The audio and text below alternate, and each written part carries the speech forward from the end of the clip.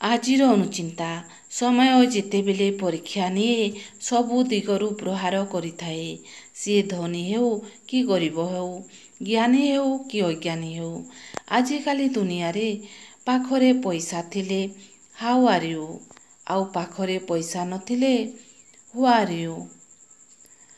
ଥରେ ଶ୍ରୀକୃଷ୍ଣ କହିଲେ, ମୁଁ ଭଗବାନ ହୋଇ ମଧ୍ୟ ମୋର ଭାଗ୍ୟ ବଦଳାଇ ପାରିଲି ନାହିଁ। ମୁଁ ଚାହୁଁଥିଲି ରାଧାକୁ, ମୀରା ଚାହୁଁଥିଲା ମୋତେ, ହେଲି ମୁଁ ରୁକ୍ମିଣୀର। ପଶ୍ଚିମ ମୁଖା ହୋଇ ଶୋଇଲେ ବ୍ୟକ୍ତି ଚିନ୍ତାଗ୍ରସ୍ତ ହେବା ସହ ମାନ ଯଶ ହାନି ହୋଇଥାଏ। ଦକ୍ଷିଣାଭିମୁଖୀ ହୋଇ ଖାଇଲେ ବ୍ୟକ୍ତି ରୋଗୀ ହେବା ସହ ଦରିଦ୍ର ହୋଇଥାଏ। ସମ୍ମାନ କିଏ କରନ୍ତୁ ବା ନ କରନ୍ତୁ, ଭଲ କାମ କରିବା ଜାରି ରଖନ୍ତୁ। ଯେପରି କୋଟି କୋଟି ଲୋକ ଶୋଇଥିଲେ ବି ସୂର୍ଯ୍ୟୋଦୟ ହୋଇଥାଏ। ସଂସାର ଗୋଟିଏ ଧର୍ମଶାଳା ମଧ୍ୟରେ ଆମେ ସମସ୍ତେ ଜଣେ ଜଣେ ଅତିଥି। ଦିନ ଆସିବ ଆମ ଧନ ସମ୍ପତ୍ତି ଥିବ କିନ୍ତୁ ଆମେ ନଥିବା। ମସଲା ବ୍ୟବହାର କଲେ ଯେପରି ସୁସ୍ୱାଦୁ ବ୍ୟଞ୍ଜନ ପ୍ରସ୍ତୁତ ହୋଇଥାଏ, ସେହିପରି ପରିଶ୍ରମ କଲେ ସଫଳ ନିଶ୍ଚୟ ମିଳିଥାଏ। ଘରେ ଲକ୍ଷ୍ମୀଙ୍କର ବସିବା ମୂର୍ତ୍ତି ପୂଜା କଲେ ଶୁଭ ହୋଇଥାଏ। କିନ୍ତୁ ଦୋକାନମାନଙ୍କରେ ଲକ୍ଷ୍ମୀଙ୍କର ଠିଆ ହେବା ଫଟୋ ପୂଜା କରାଗଲେ ଶୁଭ ହୋଇଥାଏ। ଠାକୁରଙ୍କ ଆରତିରେ ଦେଉଥିବା ଧୂପ କିମ୍ବା ଦୀପ ପାଟିରେ ଫୁଙ୍କିଲେ ଅଶୁଭ ହୋଇଥାଏ।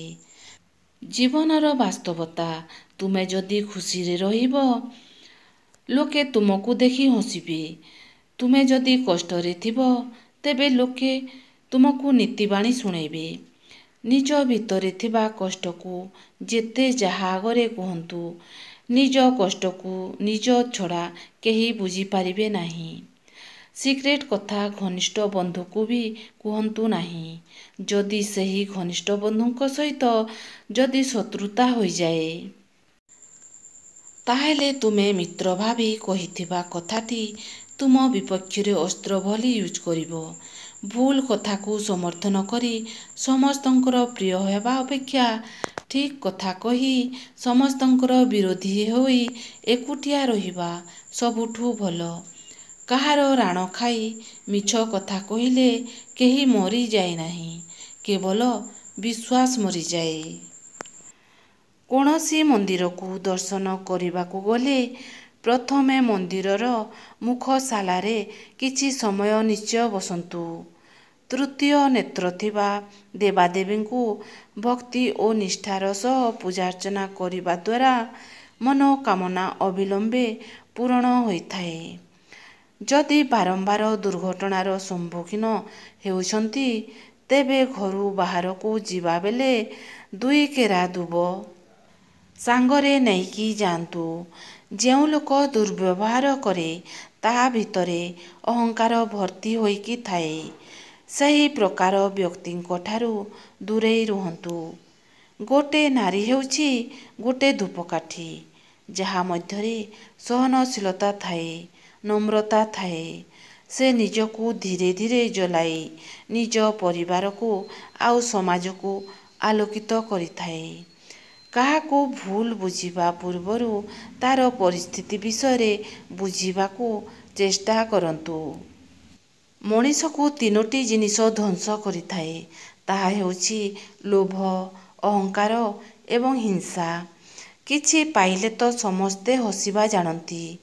ଯେଉଁ ମଣିଷ ବହୁତ କିଛି ହଜେଇ ଦେଇ ହସିବା ଜାଣିଥାଏ, ସେ ମଣିଷ ହିଁ ବୁଝିପାରିଥାଏ ଜୀବନର ମାନେ କ'ଣ।